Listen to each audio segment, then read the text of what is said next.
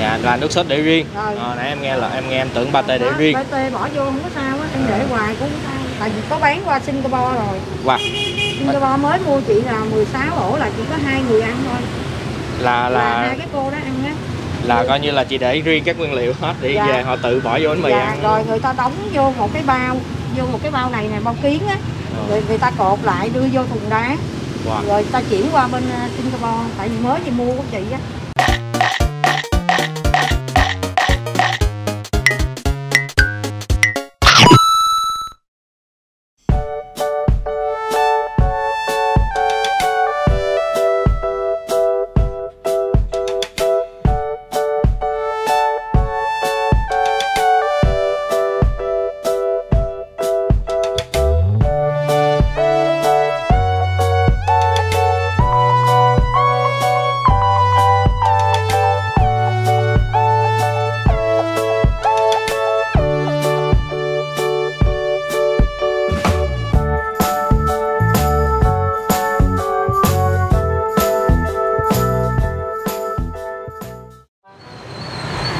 Bánh mì phải có pate, đàn ông phải có máu dê trong người. À không, với trường hợp ngày hôm nay thì cái vé sao bỏ nha, đừng nhắc đến cả nhà.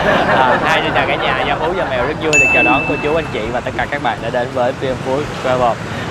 Thì mình ở Bình Thạnh cũng lâu rồi mà mình lại không có chú ý đến một xe bánh mì. Dạo gần đây thì cũng đã được mọi người chia sẻ, và hôm nay chúng ta sẽ đi trải nghiệm cả món bánh mì này. Chắc là phải nhắc là ổ bánh mì này đầu tiên dành cho những ai là tín đồ nghiện pate. Ổ bánh mì ở đây phải nói là siêu pate luôn. Pate được phủ trải dài từ ổ bánh mì dọc xuống luôn. Nếu ai mà ăn thêm nữa thì chúng ta làm nó ngập luôn ổ. Thì không biết là hương vị pate này nó sẽ có ngậy hay không, mà giá cả hay giờ giấc như thế nào, thì bây giờ mời cả nhà chúng ta qua tìm hiểu ở địa chỉ là số 8 Phan Văn Hân, phường 19, quận Bình Thạnh, ngay chợ Thị Nghè. Đừng quên like, share cũng như là ấn nhận nút đăng ký. Cảm ơn cả nhà rất nhiều.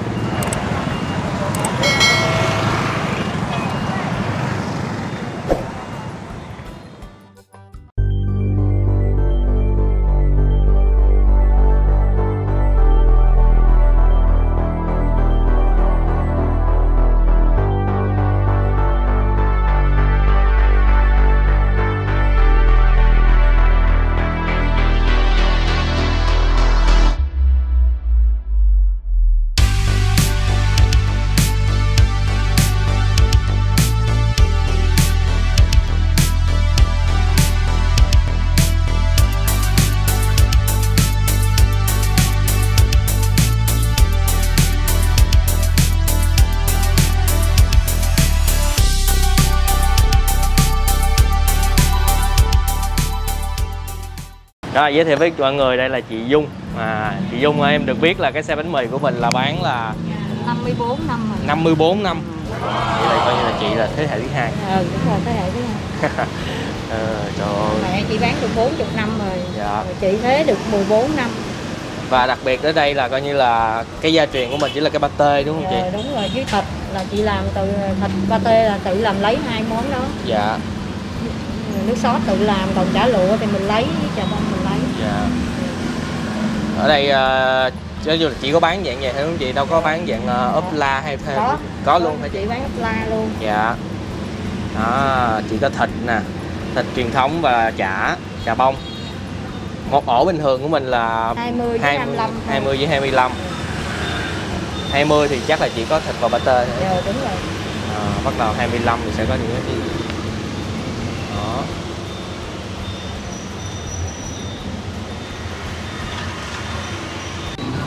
Wow. Em không có ớt luôn không? Có ớt. Có một vị khách đang mua 4 ổ bánh mì luôn. Ổ lấy làng.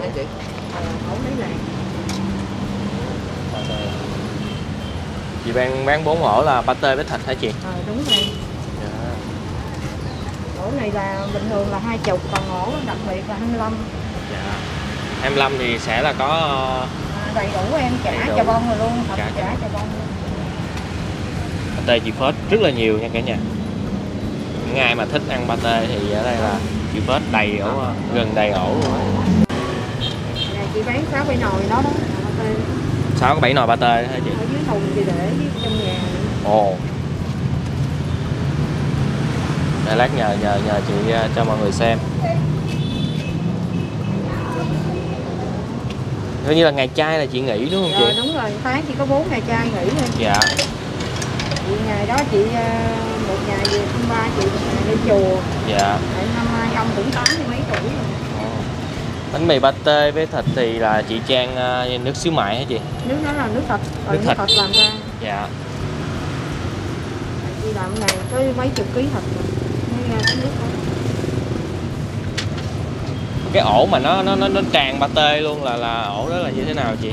Nếu mà người ta ăn 25 bình thường người ta muốn thêm vô là 5.000 đó là còn ổ 30. Dạ. Lên lớp pate lên trên cho người ta đó. Và là có thích của khách đó. có chả có thịt này nọ luôn. Đó 25 thôi. Mà nếu người ta thêm nữa đó, ta chét lên trên cái mặt nữa. Dạ. Bây giờ chị sẽ cho mình xem cái nồi pate của chị ở dưới nè. Đó. Đó một ngày là chị bán mấy nồi như vậy. Nồi, mấy nồi vậy luôn. Wow. Cái pate của chị nó coi như là nó mịn, nó nhuyễn. Còn nước sốt là của chị là như vậy. Đó. Cái này là pate gà đúng không chị? Không, làm từ đen với heo, thịt heo em, Dạ. chứ không phải làm từ gà. Dạ. Gà nó không có ngon. Đó. Vậy là mấy giờ chị phải chuẩn bị cái này rồi? Sáng là 7-8 giờ chị phải dậy đó, mà nếu mà về trễ là chị làm không có kịp nữa. Dạ. Là chị làm ở đây luôn không? Không, làm tại nhà em. Nhà chị ở riêng mà, cái đây là cái chỗ quán. Dạ. Mẹ chị bán cũng được 40 năm rồi. Bây giờ chị thế mẹ là được 14 năm. Thì lúc mẹ chị đẻ gì là năm 1068 á. Dạ. Mới có 2 tháng mẹ đi bán mì. Rồi cả nhà thì bây giờ mọi người nhìn cái quầy của chị ha, chị có chả lụa nè, có thịt nạc nè và thịt mỡ nè, lụa, nạc, mỡ, chà bông, đấy. Có ớt không em trai? Không lấy ớt. Chị làm lẹ lắm luôn, siêu tốc độ. 2:30 là chị bắt đầu bán đúng không chị? Đúng rồi. Tới mấy giờ thì không lấy ớt.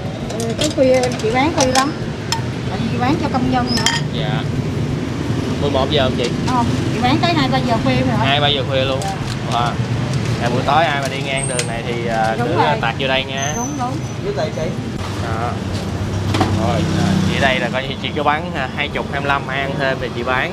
Nãy chị nói là anh nước ngoài kêu chị bán tăng giá lên hả chị? Mà chị không chịu. Kêu tăng là 40.000 một ổ. Kêu chị bán 40 chị không chịu, chị đòi là nếu mà nói quá thì chị bán được 30 thôi. Dạ. Thì cái anh đó ảnh nói là thôi bây giờ bán cho 40 đi. Thì chị nói thôi bây giờ nói lắm á, là chị bán cho 35.000. Nhưng mà chị không có đủ nhét vô nổi cái ổ bánh mì. Dạ. Nên chị nói thông cảm giùm chị đi. Chứ không phải là chị bán thì chị lấy tiền chứ không phải đâu, nhưng mà chị không được. Lương tâm chị làm không có được. Ổ bánh mì với 100g pate là nhiêu đó cô? Ổ bánh mì với 100g pate hả? Là ổ bánh mì đó em ăn phải không? Không, khách nó kêu mua thêm giùm nó cô. Rồi là cũng là 25 với 100g pate 20 đó em. Ổ bánh mì không nha cô. Ổ mì không có 3.000 em ơi. 3.000 với pate nhiêu cô? Pate 20. Theo ổ bánh mì không? 23.000 đúng không? Cả nhà nhìn ổ bánh mì thì nha, chị làm là đó, chị phết đầy pate ở trong luôn. Thịt. Vừa có mỡ vừa có nạc. Phải nói là tốc độ tay của chị đó là siêu nhanh, nhanh như điện luôn á. Đó, chả rồi tới chà bông. Vậy là hồi nãy cái ổ kia em nhìn lầm hả ta? Em thấy nhét chả quá nhiều á, chắc không có thấy được cái công đoạn nhét pate. Em tưởng cái ổ đó là người ta chỉ ăn chả thịt. Là 25 em. Dạ. Ồ quá trời. Lát phủ thêm lớp pate là 5.000. Có một điều như vậy là cả nhà, nếu mà mọi người mà mình ở xa á, mua thì chị sẽ để pate riêng. Không, như là để rau riêng á, người ta đề nghị mình để rau với nước sốt riêng á. Dạ. Còn cái pate không có sao hết á. Chét vô là bình thường, người ta vẫn ăn bình thường, mà tại vì người ta sợ để lâu á, cái nước sốt với nó ẩm ướt cho cái bánh mì á. Người ta kêu mình để riêng giùm á. Có như em này mua là tiện chị để riêng cho người ta. Dạ, là nước sốt để riêng. Nãy em tưởng pate để riêng. Pate bỏ vô không có sao á, em để hoài cũng không sao. Tại vì có bán qua Singapore rồi. Wow. Singapore mới mua chị là 16 ổ, là chỉ có 2 người ăn thôi. Là hai cái cô đó ăn á. Là coi như là chị để riêng các nguyên liệu hết để về họ tự bỏ vô bánh mì ăn. Rồi người ta đóng vô một cái bao này nè, bao kiến á. Rồi người ta cột lại đưa vô thùng đá. Rồi ta chuyển qua bên Singapore, tại vì mới đi mua của chị á. Người ta có ăn rồi, người ta nói là người ta ăn rất là ngon. Ồ, Singapore mua được luôn cả nhà. Không biết mà người ta thảy vô cái thùng đá đưa chuyển qua. ai đang ở gần không biết để sao nữa mà người ta nói người ta làm được. Ồ, em nghe em. Thân người ta đứng đây người ta gọi về cho cái người thân nhân nó mua cho. Rồi em nghe em cũng lạ, mua đem tới về tới Singapore. Thôi 16 ổ bánh mì. 16. Hai người ăn 16 ổ bánh mì. Wow. 25. Dạ. Để nước sốt đi chị nha. Dạ không, em ăn liền luôn. Chị cứ chơi như là ổ 25 nè, đó. Chị banh bự bự cho em. Thao tác chậm đó, chị phết pate đó. Cái cách kêu sao là làm vậy đó. Trời ơi. Đợi chị gấp xong đi rồi Phú sẽ thêm pate. Ngập ổ. Anh Hùng có thể chờ em chút được không anh Hùng? Chả. Chà bông. Pate chị bán riêng thêm là bao nhiêu chị? 20.000 trăm em. Rồi rau em có để lên không? Hay dạ là để luôn. Ăn luôn không? Rồi thấy rồi. Yên tâm đó, không thấy gì đâu. Phủ thêm một lớp pate lên nữa. Hay là muốn thêm ổ khác? Ổ này của mày đi ha. Bữa bé kia mua là nó khác em á, là nó kia bỏ rau ở dưới xong rồi đồ để lên trên. Bữa bé kia nó mua là như vậy á. Dạ. Nó kia chị để rau dưới hết rồi còn ra đồ để lên trên. Đây. Thêm 5.000 pate, siêu pate. Rồi 5.000 mà thấy nhiều dữ vậy. 5.000 người ta mua cũng vậy luôn hả chị? Đúng rồi đó, không phải chép cho em đâu. Người ta chị cũng chép như vậy đó. Rồi. Tại vì chị ở đây rồi chị làm nên chị bán vậy đó. Dạ. Bán khác người ta hơn. Làm lấy mà đâu. Dạ. Ok. Chị làm giùm em một ổ 25 để sốt riêng nha. Đi sốt để riêng, rau có để riêng không? Dạ, để riêng luôn.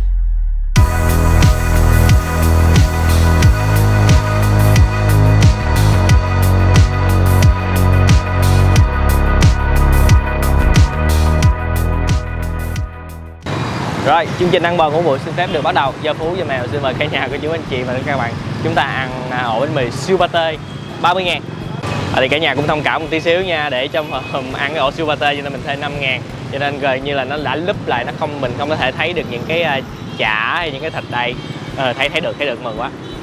Ổ này là 30 nè. Đúng rồi, ổ này 30 là thêm một lớp pate ở trên nha. Nếu không mình ăn ổ 25 cũng được. Phần pate ở dưới cũng chan rất là nhiều. Mọi người nhìn cái ổ ha. Mở ra một thế giới kỳ quan. Tuy là đóng lại thì nhìn cái hình ảnh nó hơi nó không có đẹp mắt lắm. Ổ này nặng lắm cả nhà, cũng nửa ký à. Gì ghê. Nặng lắm. Bây giờ là cái pate sốt đã chan thì chúng ta phải ăn liền, không thôi là nó nứt ổ bánh mì. Thì cả nhà có thể thấy là ổ bánh mì rỗng ruột nha, thấy không? Đó. Cái hình thức mà ăn ổ bánh mì này nó sẽ khá là công. Để mình lấy cái bao mình bọc ở đây. Ok.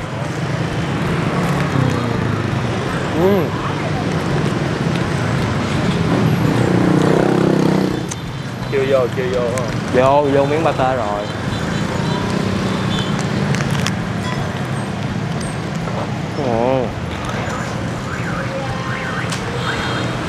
Pate đầy luôn á.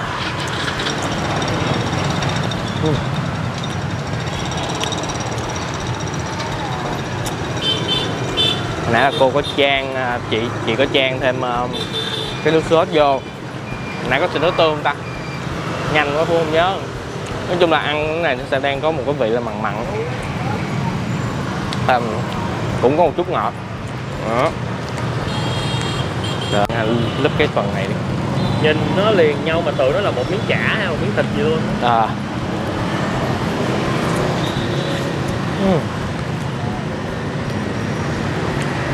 Cái đó pate không có chan nè. Cái độ ngậy của nó không có nhiều. Nó thơm và nó thoang ở trong miệng mình, thoang thoảng ở trong miệng mình. Và cái lớp pate này nó phải nói là chị xay á, nó nhuyễn mình ở miệng luôn, không phải là có lợn không có lợn cỡ mấy cái thịt dụng nha.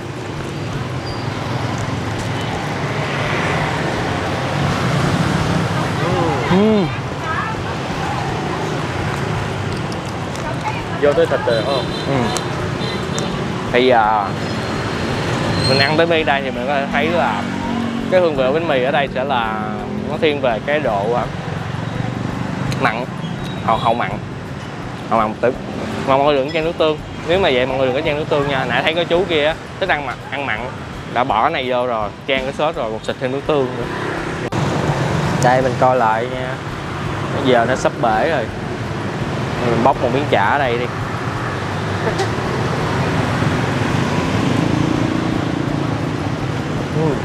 Chả bông mặn hả?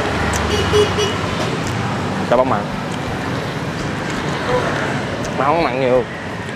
Nói chung á là khuyên cho cả nhà đừng ăn kiểu Phú. Nó sẽ, nếu ai mà thích mà dạng mà béo béo ngày của pate nhiều á thì ăn vậy, còn không á thì chỉ ổ 25 bình thường thôi là ăn đã tuyệt. Nó đã rất là vừa vị rồi. Chan về sợ ăn hơi ngán, và có cái sốt thịt đó nó sẽ tạo cái độ mặn ngọt nhá. Đừng cho nước tương nha, nước tương sẽ bị mặn á. Chung là chất lượng.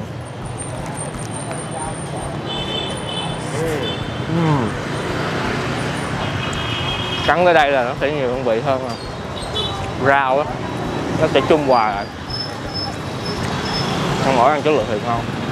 Không có Phú là một người không thích ăn pate nhiều, nhất là trong những ổ bánh mì, nhưng mà phải nói là cái pate này ăn nó sẽ không có ngán, vừa phải ăn nó không ngán.